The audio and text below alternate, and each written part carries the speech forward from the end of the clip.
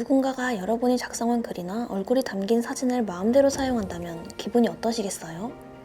당황스러우면서도 곧 불쾌한 감정을 느끼게 될 거예요. 글이나 사진뿐만이 아니에요. 목소리도 마찬가지예요. 사실 더 위험할지도 몰라요. 눈으로 바로 식별하기 어려운 데다 귀 기울이고 잘 들어야 알 수 있기 때문에 악용되더라도 모르고 지나칠 가능성이 높아요. 우려할 만한 일은 캐나다에서 실제로 일어났어요. 성우로 활동 중인 베브 스탠딩은 TV나 라디오 광고, 유튜브, 이러닝, 나레이션 작업 등 여러 방면에서 활동하고 있어요. 그러던 어느 날이었어요. 2020년 가을 주변인으로부터 생각지도 못한 말을 듣게 되죠. 동영상 공유 플랫폼 틱톡에서 스탠딩의 목소리가 재생된다고 알렸거든요. 한 명도 아니고 여러 명이 그렇게 얘기하자 가만히 있을 수 없었어요. 직접 확인하기에 이르죠. 틱톡을 실행해 실제로 들어보니 지인들이 그랬던 것처럼 스탠딩도 단번에 자신의 목소리인 것 같다고 생각했어요.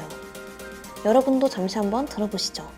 두 개의 음성이 나오니 잘 비교해보세요. A well-designed cleaning and disinfection protocol is critical in keeping disease out of your facility.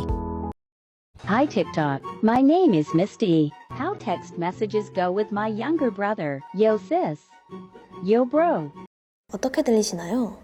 정말 같은 목소리로 느껴지시나요? 문제는 틱톡의 TTS 서비스였어요. TTS는 텍스트를 음성으로 읽어주는 기술이에요. 녹음된 음성을 일정 단위로 쪼개고 입력된 텍스트에 맞춰 음성 조각을 다시 조합한 뒤 읽어주는 방식이에요. 가끔은 문장을 통으로 녹음한 듯 그럴싸하게 읽어주기도 하죠. 아무리 기술이 좋아졌다고 해도 자연스러운 목소리까지 인위적으로 만들기는 힘들겠죠?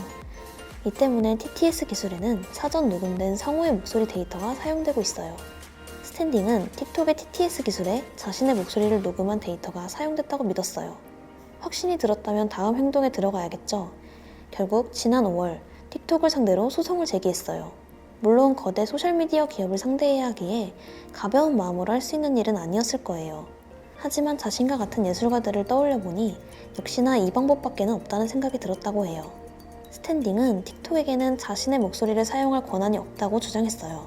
2018년경 중국 과학원 음향연구소와 TTS에 사용될 1만 개 문장의 오디오 녹음에 참여한 경험은 있지만 중국어 텍스트를 번역하는 기술에 사용하기 위한 작업이었기에 다른 용도로 사용되는 일은 문제가 있다고 설명했죠.